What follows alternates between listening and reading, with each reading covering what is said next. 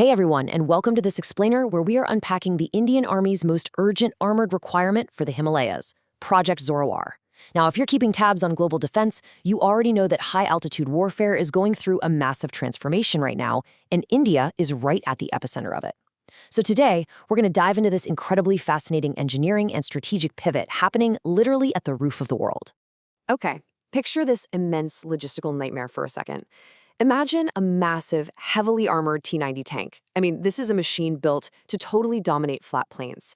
Now try to picture that same 45 to 50-ton beast struggling to navigate the incredibly thin air, freezing temperatures, and treacherous, narrow terrain of eastern Ladakh. It's essentially a mechanical nightmare. Up there, the environment itself becomes just as deadly as the adversary. To really get a grip on how India is solving this high-altitude challenge, we're going to break this explainer down into 5 quick steps. The high-altitude armor gap, shifting tank doctrines, enter Project Zorawar, the strategic impact on India, and finally, challenges and the future outlook.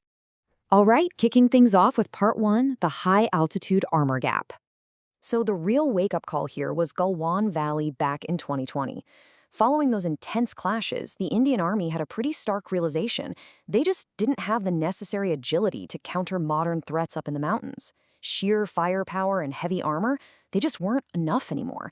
Actually, in a narrow mountain pass, they were a massive liability. The Army realized they needed speed, and they needed it at 15,000 feet. Moving right along to Section 2, Shifting Tank Doctrines. This is where things get super interesting, because military strategy here actually went completely full circle.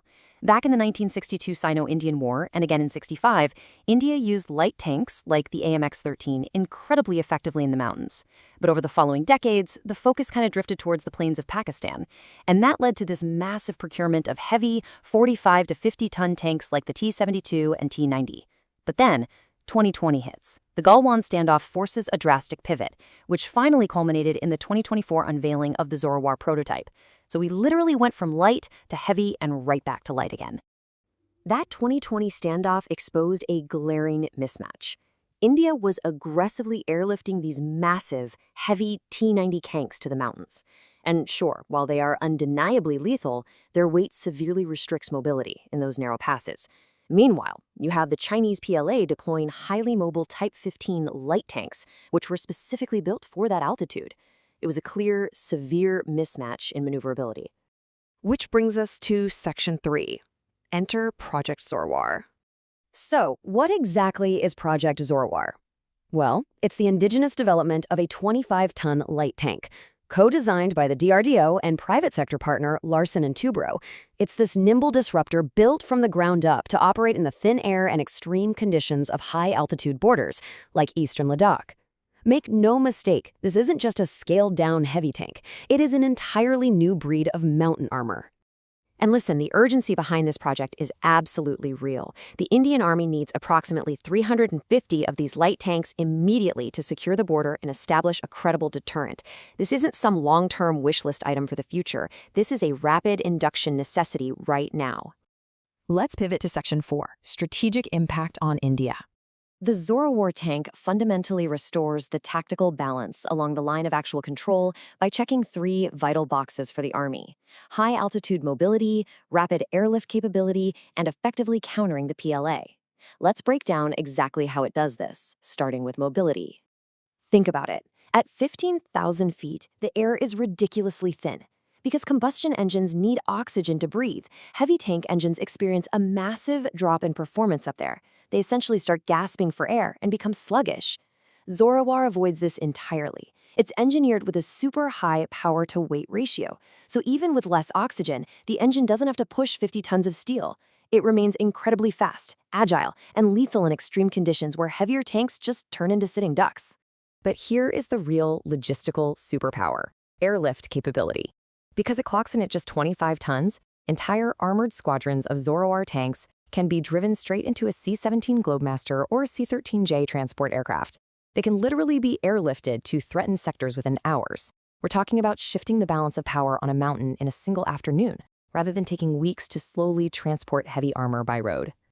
Finally, let's wrap up with Section 5, Challenges and Future Outlook. Now, it hasn't been completely smooth sailing. The biggest headache for the DRDO was the heart of the tank, the engine.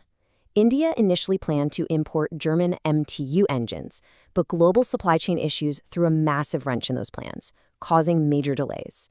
They did a quick pivot to American Cummins engines for the prototypes, which solved the immediate issue. But, it definitely highlights a persistent vulnerability, the lack of a robust, indigenous engine manufacturing base. It's a major hurdle India is going to have to clear for true self-reliance. Despite that, looking forward, the onboard tech is what truly sets Zorawar apart. If we look globally at conflicts like the war in Ukraine, we're seeing cheap drones and modern anti-tank missiles easily taking out massive, heavily armored tanks. Agility is literally the new armor. Zorawar is adapting to this modern battlefield by integrating artificial intelligence, coordinating directly with drone swarms, and utilizing active protection systems, or APS, which actually physically shoot down incoming missiles right before they hit the tank. So it's not just a light tank, it's a highly networked, smart combat platform.